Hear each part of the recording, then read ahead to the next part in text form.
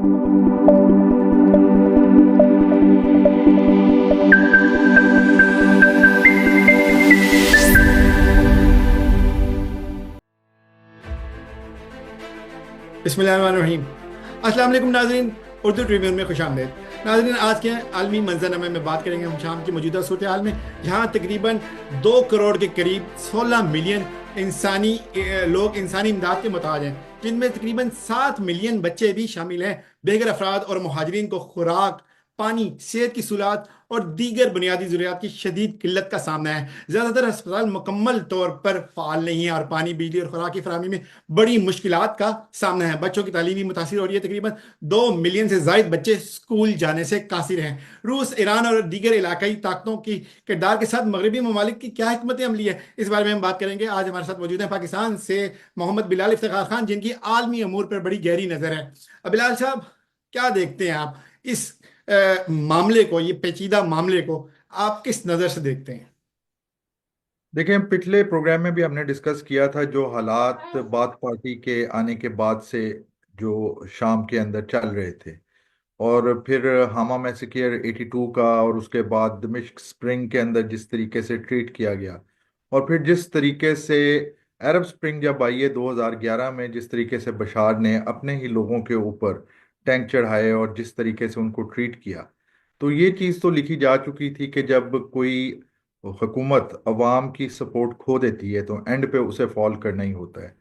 अब इसमें क्योंकि आलमी ताकतों का जो है बहुत ज़्यादा इंटरेस्ट थे, इसलिए जिसे वो कहते हैं कि आपने वेंटिलेटर के ऊपर शाम को डाला हुआ था, और रशियंस थे, उनको लालच थी लटाकिया और टाटरस की जो बंदरगाह है उसके ऊपर नेवल बेस की, ताकि वो मेडिटेरेनियन के ऊपर नज़र रख सकें। इसी तरह ईरान जो है उसके भी इंटरेस्ट थे कि वो बशार की हुकूमत इसलिए बचा रहा था क्योंकि लबनान और फिर फ़लस्तीन के अंदर जो उसकी प्रो फोर्सेस हैं उनकी वो सपोर्ट जारी रखे। लेकिन फिर एक वक्त ऐसा आया, जिस तरह के आजकल खबरें भी आ रही हैं, ट्वीट्स आई हैं काफ़ी लोगों की, जिसमें उन्होंने अननोन ईरानियन ऑफिशियल्स का जिक्र किया है कि 2 महीने पहले ईरानियन इंटेलिजेंस ने बशार को बता दिया था कि बड़े हमले की जो है एचटीएस की तरफ से जो है तैयारी हो रही है, और किसी भी वक्त ये इमिनेंट है। लेकिन बशार भी शायद ओवर जो है डिपेंडेंसी उसकी शुरू हो गई थी। और फिर जहाँ तक कुछ स्टोरी, मेरा अपना एनालिसिस ये है कि ईरान ने भी फिर उस तरीके से मदद नहीं की, गो रशियन ने कुछ एयर स्ट्राइक्स की, लेकिन हमने सीरियन नेशनल आर्मी जो है उसको किसी किस्म के रेजिस्ट करते हुए दिल से नहीं देखा, जिसकी वजह से बशार ये समझ गया कि जो मेरी जो फेट है वो सील हो चुकी है। और अब ये कुछ खबरें आ रही हैं कि वो मॉस्को पहुंच चुका है और वहां पे रशिया ने उसको जो है पनाह दे दी है।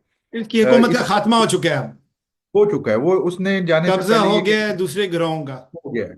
और उसमें जो कुछ खबरें आ रही हैं, जिस तरह Bhadra Kumar, Indian ex high commissioner Pakistan में है, इंडियन पंच लाइन के अंदर, उन्होंने ये कहा है कि उसने कहा कि आप लोगों ने लड़ना नहीं है, और वो जहाज पकड़ा और वो फिर निकल गया। अच्छा, अब इस तमाम सिचुएशन के अच्छा अंदर जो बिलाल सबसे साहब, ज्यादा, रशिया पहुंच गए हैं बशार अल असद, इसका मतलब है कि रशिया की फुल सपोर्ट थी बशार अल असद को।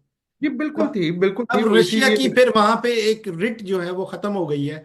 अब किसकी रिट है वहां पे, अमेरिका की? नहीं नहीं, किसी की रिट नहीं है अभी तो। सीरियन जो एचटीएस और नहीं सर, जो बैक तो कंट्रोल कोई कर रेजिस्टेंस रहा होगा ना, जिस तरह बशार अल असद की रेजिस्टेंस हुकूमत को रशिया कंट्रोल कर रहा था। रेजिस्टेंस फोर्सेस जो है उन्होंने जो है कब्जा फिलहाल किया है। और इस वक्त कुछ पॉजिटिव उनकी तरफ से सिग्नल्स भी आए हैं। मसलन कुछ जो ओपन सोर्स इंटेलिजेंस जिसे कहते हैं, यानी कि ट्विटर वगैरह के ऊपर जो खबरें हैं, उनके मुताबिक जो है जो रेजिस्टेंस है उन्होंने रशियंस को कहा है कि हम आपकी बेस को टच नहीं करेंगे।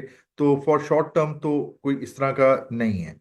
दूसरा जो इस वक्त जो नज़र आ रहा है, जो सबसे ज़्यादा खुशी के शादियाने मनाए जा रहे हैं वो इसराइल में मनाए जा रहे हैं। और आपको पता है कि कल उनकी फोर्सेस ने, इसराइली आईडीएफ ये जो नहीं, है, ये इसराइल की फिर अल्टीमेटली सपोर्ट हुई ना फिर तो। नहीं ये देखिए, अभी शॉर्ट टर्म के ऊपर आप किसी किस्म की बात नहीं कर सकते। अभी तो शॉर्ट टर्म है ना, उनको फायदा लाजमन हुआ है। लेकिन कितनी देर तक फायदा रहता है वो, मसलन एक कमांडर जो है उनका, उसने कल उसकी एक वीडियो सर्कुलेट कर रही है ट्विटर के ऊपर ही, जिसने मस्जिद उमैया दमिश्क के सामने खड़े होकर कहा है कि हम बैतुल मुकद्दस को नहीं भूले, अक्सा को नहीं भूले हैं, और हमारा नेक्स्ट मार्च जो है वो अक्सा की तरफ होगा। तो इस वक्त सिर्फ बाइसिस की बुनियाद पे ये कह देना कि जी इसराइल की फतह हुई है, इसराइल को फायदा जरूर हुआ है, लेकिन फतह शतह कोई नहीं हुई है। क्योंकि उन्होंने जो अपनी अभी तक उधर से जो रेजिस्टेंस की तरफ से स्टेटमेंट्स आ रही हैं, उसमें लग रहा है कि वो आगे प्लान रखते हैं कि यहाँ पे एस्टेब्लिश होने के बाद वो उनकी तवज्जो जो है अक्सा की तरफ होगी। और जिस तरीके से कुछ रिपोर्ट्स ये भी आई हैं कि हमास ने भी खुशी मनाई है, तो इसका मतलब ये है मस्जिद कि अक्सा की तरफ होगी, इससे क्या मुराद है आपकी? मस्जिद अक्सा जो है, आपको पता है बैतुल मुकद्दस जो है, इसराइल जो है उसका कब्जा है वहाँ पे। और जितनी अभी शहादतें हो रही हैं सारे अक्सा की जो है हुर्मत के ऊपर ही कुर्बान हो रहे हैं, चाहे वो गजा में हो रहे हैं चाहे वो वेस्ट बैंक के अंदर हो रहे हैं। तो उनका तो ये कहना है कि हमारा नेक्स्ट जो टारगेट होगा वो अक्सा होगा। तो लेट्स सी, अभी इस वक्त यहाँ पे बैठ के भी कोई नहीं, एक ऐसी और बात, तनाज़ा शुरू होने को है। तनाज़ा तो जो शुरू हो चुका है, मैंने पिछले प्रोग्राम में भी कहा था कि इतना रीजनल ऑर्डर के ऊपर गजा की जंग ने असर नहीं डाला था जितना हिला के रख दिया है, बल्कि मैं कहूँगा कि काफ़ी हद तक जो है बिल्कुल ही हिला के रख दिया है ये इस शाम के अंदर ऑपोजिशन की फतह ने। तो अभी जो है अक्सा की अच्छा, तरफ का शामी उन्होंने, अवाम जो है वो उसको आप कैसे देखते हैं? देखिए शामी अवाम जो है, देखिए एक छोटी सी माइनॉरिटी जो है वो हुकूमत कर रही थी 60s से, बशारुल असद के आने के बाद से। तो अब जो है, आपको पिछले भी प्रोग्राम में हमने बात की थी कि 60s से शहादतों के सिलसिले चल रहे थे, जो चलते चलते जो है आपके सामने अभी जाके जो है कोई रंग लेके आए हैं बशार की गवर्नमेंट से, बाथ पार्टी की गवर्नमेंट से। एक जो है उनको आज़ादी मिली है, आपको पता है बाथ पार्टी जो है वही सद्दाम की भी उसी नज़रियात का था, जमाल अब्दुल नासिर भी था।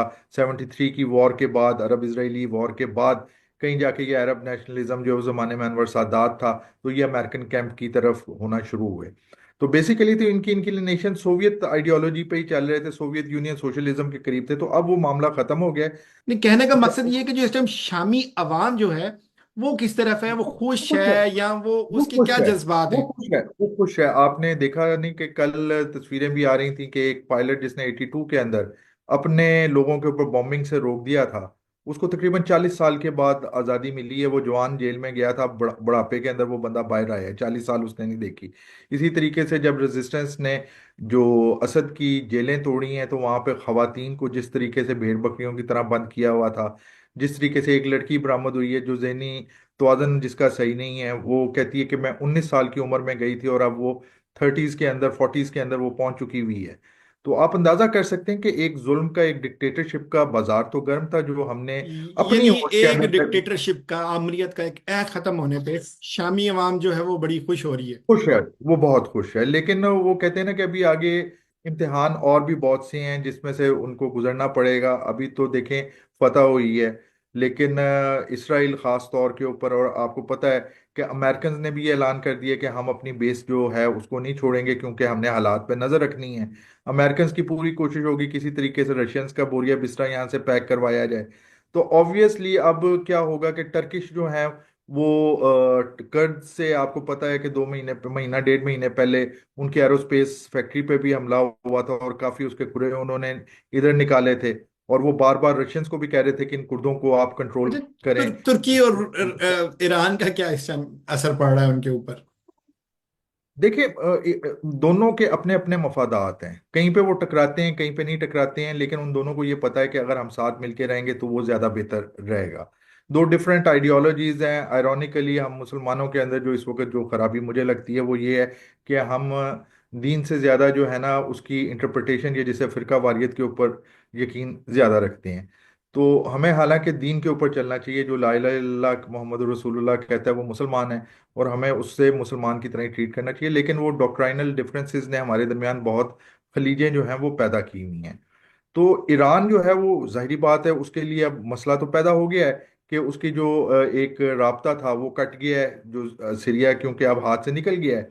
लेकिन कुछ जो खबरें आई हैं वो ये आई हैं कि रशियंस ने और ईरानियंस ने कुछ अरसे पहले, अब ये फिर मैं कह रहा हूँ कि ये ट्विटर वगैरह से मैं आपको बता रहा हूँ कि पहले इन्होंने उनके साथ राब्ते बढ़ा दिए थे, क्योंकि ये सामने नजर आना शुरू हो गया था कि बशार ज्यादा सरवाइव नहीं करेगा और वो भाग जाएगा। खासतौर पर रशियंस के बारे में आ रहा है कि देवर इन कांटेक्ट। और दूसरी बात हमने एक ये भी देखी कि हमने ये सुना था कि ईरानियन जो हैं, प्रो ईरानियन मिलिशियाज जो हैं वो इराक से एंटर हो रही हैं, लेकिन किसी किस्म की रेजिस्टेंस नहीं की, इस वजह से कि ईरान को भी ये रियलाइज हो गया था कि जो बशारुल असद है, एक तो उसकी पॉपुलैरिटी नहीं है, और दूसरा उसके बिहाफ पे जाना जो है वो काउंटर प्रोडक्टिव होगा। तो उस पे कुछ लोगों का ये एक्सक्यूज मी, कुछ लोगों का ये भी कहना है कि इन अंडर हैंड जो है राब्ते के अंदर है, ईरान कोशिश कर रहा है कि जिस तरह तालिबान के साथ उसने राब्ते किए, आपको पता है कि जब अमेरिका यहाँ पे था, उसी तरीके से वो एक वर्किंग रिलेशनशिप नई जो रिजीम आ रही है या उभर रही है उसके साथ भी बनाए, ताकि उसके मफादात का भी तहफ़्फ़ुज़ हो सके। दूसरी तरफ अगर हम देखें कि कुछ एप्रीहेंशंस जो हैं हमें बाकी जो अरब ममालिक हैं, ख़ासतौर पे जीसीसी जो है उधर भी नज़र आ रही हैं, क्योंकि खौफ ये है कि एचटीएस पहले जब ये तहरीरुल शाम थी, तो अलकायदा के साथ इसका जो है ना वो किया जाता था, समझा जाता था कि इसके अलकायदा के साथ लिंक है। तो अलकायदा, आपको पता है कि अगर आप यूसुफ ब्रोडिंस्की की पढ़ें, उसामा बिन लादेन जो है, तो आपको एक चीज़ ये नज़र आती है कि सऊदीज जो है वो कोई सऊदी जो इस वक्त हुक्मरान फैमिली है वो पसंद नहीं करती अलकायदा को, और इसी वजह से उसामा बिन लादेन को भगाया, वहां से भागना पड़ा, और फिर वो सूडान गया, और फिर आपको पता है सूडान से अफगानिस्तान आया, फिर 9/11 हो गए। तो एक चीज़ तो है कि वो जो उनके जो आपके रेडिकल उलमा हैं और रेडिकल लोग हैं, वो इस चीज़ को पसंद नहीं करते कि अमेरिका के साथ किसी किस्म का बेस हो, या अमेरिकन के साथ ना कुछ ज़्यादा गहरे ताल्लुकात हों। तो कुछ एक फियर का एलिमेंट जो है वहाँ पे पैदा हो सकता है कि जब ये यहाँ पे आ गए हैं। लेकिन फिर मैं कहूँगा कि अभी हमें देखना पड़ेगा कि एक तरफ जब आप एक मूवमेंट के अंदर होते हो, और आप एक जो है रेजिस्टेंस के अंदर होते हो, तो सोचें कुछ और होती हैं, लेकिन जब हुकूमत मिल जाती है तो काफ़ी चीज़ों के अंदर तब्दीलियां आती हैं। तो हमें ये देखना पड़ेगा कि ये अच्छा, एचटी ये जो शाम का तनाज़ा है, इसका खिते के ऊपर माशी क्या असरात पड़ेंगे? देखिए, माशी असरात तो जाहिर बात है, कॉन्फ्लिक्ट जोन होगा तो मीशत तो आपकी खराब होगी। लेकिन मीशत तो आपको पता है 2011 से ही खराब चल रही थी, जब बशार ने जो है अपने ही लोगों के खिलाफ मिलिट्री ऑपरेशन का आगाज किया। तो मेरे ख्याल में अभी हमें थोड़ा सा इंतजार करना पड़ेगा, हमें देखना पड़ेगा क्या पॉलिसीज होती हैं नई इंतजामिया की, किस तरीके से हुकूमत बनती है। हमें एप्रीहेंशंस तो इंटरनेशनल स्कॉलर्स आपको के सामने पेश कर रहे हैं कि कुछ कहते हैं कि जी सीरिया शायद डिवाइड हो जाए, क्योंकि एक तो आपके सामने है कि 15 किलोमीटर के लगभग जो है इसराइली अंदर आ गए हैं, और उन्होंने उनकी कैबिनेट ने भी ये अप्रूव कर दिया। वो कहते हैं कि ये बफर जोन होगा हमारे और सीरिया के दरमियान, जिसे इसराइल कंट्रोल करेगा। इसी तरीके से जो है टर्किश जो है उनकी भी ख्वाहिश होगी, लेकिन टर्की की तरफ से जो इस वक्त जो एक स्टेटमेंट आई है टर्किश गवर्नमेंट की तरफ से, उन्होंने कहा है कि सीरिया के ऊपर सिर्फ सीरियंस हुकूमत करेंगे। तो इसका मतलब ये कि सीरिया के अंदर टर्की कोई ऐसा ऐसा चाहता नहीं है इसराइल की तरह कि वो कुछ ऑक्युपाई करे। वो चाहता है कि सीरियन हुकूमत करें, और जो उनके खदशात हैं, जो उनके लिए थ्रेट्स हैं, उनको जो है न्यूट्रलाइज किया जाए। और इसी तरीके से जो है इसराइल जो है फिलहाल तो बड़ा खुश नजर आ रहा है, क्योंकि गोलान का एक, और मैं आपको बता दूं कि अगर आपको याद हो तो कुछ प्रोग्राम्स पहले मैंने आपको कहा था कि जो असल बड़ी जंग होगी इस खित्ते के अंदर, वो जंग होगी इसराइल और टर्की के दरमियान। अच्छा, आप पूछेंगे वो किस लिए। एक तो पहली बात ये है कि जो साइप्रस और ईस्ट मेडिटेरेनियन के अंदर जो गैस के रिसोर्सेज हैं, उस पर काफ़ी टेंशन चल रही है। आपको या पता है कि हर दूसरे तीसरे महीने जो है टर्किश एक्सप्लोरेटरी वेसल जाता है, और वहाँ पे ग्रीक्स को भी मसला पड़ जाता है, इसराइलियों को भी मसला पड़ जाता है। ये बेसिकली जो एक जो है ना दुनिया के बड़े जो अच्छा, गैस के तुर्की ज़खायर में किस से, लीग में है? टर्की टर्की के बारे में कहा जाता है कि वो न्यो ऑटोमनिज्म की तरफ है। और पिछले साल जो है जो ट्रीटी ऑफ लिज़ैन जो है वो भी ख़त्म हो गई है, तो अब टर्की जो है उसे काफ़ी फ्लेक्सिबल होने के लिए जो है उनकी, मतलब मैं नेवी के ऊपर काम इस वक्त एक पेपर भी लिख रहा हूँ, टर्किश नेवी की डॉक्ट्राइन है मावी वतन। तो मावी वतन के बारे में जो सबसे बड़ा जो इस वक्त आ रहा है, वो कहते हैं ये नियो ऑटोमन निज़म जो है ना वो उसकी तरफ अर्दवान लेके आ रहा है, ये ऑटमन्स की तरह जो है ना रिक्लेम वो पावर को करना चाह रहे हैं। अच्छा, अब जो ईस्ट मेडिटेरेनियन का जो मैं आपको पाइपलाइन का बता रहा हूँ, ये बड़ी अहम है। गोलान से जो है दुनिया के बड़े रिजर्व्स हैं उन पहाड़ों के अंदर गैस के। इनका मूड ये है कि जब ये ट्रंप का ही आखिरी दौर का आखिरी साल था, तो इसके ऊपर साइन भी हुए थे एनरॉन जो है इसे बना रही थी, ये निकलेगी साइप्रस की गैस लेते हुए इटली तक जाएगी। इसका मकसद ये था कि जो रशियन गैस के ऊपर जो डिपेंडेंसी है उसको हटा जा सके। अच्छा, फिर 2019-20 के अंदर ही टर्की ने भी मुआहदे किए थे, लिबिया के साथ किया था। उस वक्त आपको पता है हफ्तर एक साइड पे था और दूसरी पार्टी एक तरफ थी। तो रशिया जो है वो हफ्तर को कर रहा था, जनरल हफ्तर को सपोर्ट कर रहा था। और टर्की जो है उनके ड्रोन्स वगैरह जो हैं उन्होंने काफ़ी उन्हें दिए थे, वो हफ्तर के खिलाफ लड़ रहे थे। यूएई भी हफ्तर को कर रहा था। तो इसके बदले में ग्रीस ने फिर जो है ना वो कहते हैं मुआहदा करने की कोशिश की थी इसके साथ, इजिप्ट के साथ, मैरीन टाइम जो है ना बाउंड्रीज का। अभी जो मसला सबसे बड़ा उठने वाला है ना वो आपका ईस्ट मेडिटेरेनियन का है, क्योंकि टर्की जो है वो 1 इंच भी अपना जो मौकफ है और जिसमें वो बरहक यानी कि हक भी रखता है कि जो टर्किश साइप्रस है उसके अंदर जो अगर टर्किश साइप्रस की हुकूमत ने उसे इजाज़त दी हुई है तो टर्की वहाँ पे एक्सप्लोर करेगा। जबकि ग्रीस हो गया, इसराइल हो गया, और इसी तरीके से कुछ और बाज़ ममालिक जो साइप्रस की गवर्नमेंट हो गई वो इसके बहुत खिलाफ हैं। तो ये लग रहा है, ये है कि मेरी अपनी असेसमेंट ये है कि जो बड़ा मार्का शुरू होगा, जो बड़ी जंग का यहाँ पे खतरा है, तो वो शायद ईस्ट मेडिटेरेनियन पाइपलाइन के मामले के ऊपर हो। अच्छा बिलाल साहब, इस सारी सिचुएशन में जो सऊदी अरब है उसका क्या लाहेमल आपको लगता है? लेकिन सऊदी अरब जो है ना बेसिकली जब से प्रिंस मोहम्मद बिन सलमान ने इक़्तिदार संभाला है, आगे आए हैं, तो बहुत ही ज़बरदस्त तरीके से दुनिया के मामलात को समझते हुए पॉलिसी साजी हो रही है। कई मामलात के ऊपर आप उनसे एग्री करेंगे, कई मामलात पे आपको हक है कि आप एग्री ना करें। लेकिन हम देख रहे हैं कि सिंस 2015, जब पहले वो डिफेंस मिनिस्टर बने और उसके बाद फिर वो क्राउन प्रिंस बने, तो हम ये देख रहे हैं कि उनकी तमाम कोशिशें जो है ना सऊदी अरब को एज अ रियासत जो है ना मजबूत करने के ऊपर लगी हुई हैं। फिर मैं कहूँगा कि उनकी टैक्टिक्स जो है उनसे आप एग्री भी कर सकते हैं और डिसएग्री भी कर सकते हैं। लेकिन उन्होंने जिस तरीके से जो एक डिपेंडेंसी अमेरिकन के ऊपर थी, और फिर हमने देखा जिस तरीके से अमेरिकन एक्सप्लॉइट भी किया हिस्टोरिकली सऊदी अरब के ऑयल को। और उसके बाद हमने देखा जब मोहम्मद बिन सलमान आते हैं और ख़ास तौर पे जब बाइडन का दौर शुरू होता है और जिस तरीके से वो बुली करने की कोशिश करता है सऊदी अरब को, ख़ास तौर पर प्रिंस को, एमबीएस को। और उसके बाद जिस तरीके से मोहम्मद बिन सलमान चाइना की तरफ बढ़ते हैं, आपको याद होगा 2022 के अंदर बाइडन भी आया था भागा भागा, क्योंकि यूक्रेन वॉर शुरू हो चुकी थी।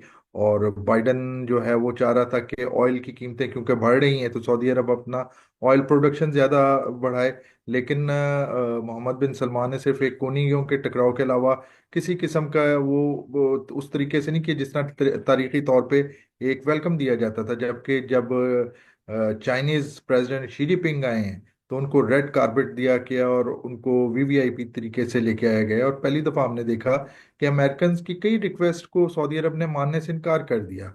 और इस वक्त खुद अमेरिका के लिए जो इस वक्त सबसे बड़ा चैलेंज जो कि ट्रंप ने भी कहा है वो बना हुआ है कि पेट्रोल जो है, जो ऑयल है, उसको अब चाइना जो सऊदी अरब है वो तैयार है और उसका मुआहदा हो चुका है कि यूएन के अंदर चाइना को बेचे। और आहिस्ता आहिस्ता जो वो पेट्रो डॉलर का कॉन्सेप्ट है उसे दूर करके पेट्रो यूएन अब भी का भी एक कॉन्सेप्ट सामने आ गया है। तो जिसकी वजह से सऊदी अरब से की वजह से काफ़ी मुश्किलात में अमेरिका इस वक्त पड़ा हुआ है।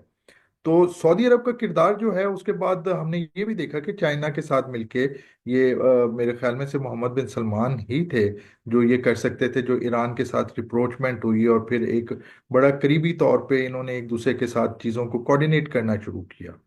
तो मैं ये समझता हूँ कि सऊदी अरब इस वक्त सिर्फ अपने साथ खड़ा हुआ है। अब वो चाहता है कि सऊदी अरब जो है, एमबीएस चाहते हैं कि सऊदी अरब जो है एक मजबूत इस्लामी ममलिकत के तौर पे सामने आए और उसकी से हो इलाके के अंदर, खिते के अंदर उसे पावर माना जाए। जी बिल्कुल, बहुत शुक्रिया बिलाल साहब।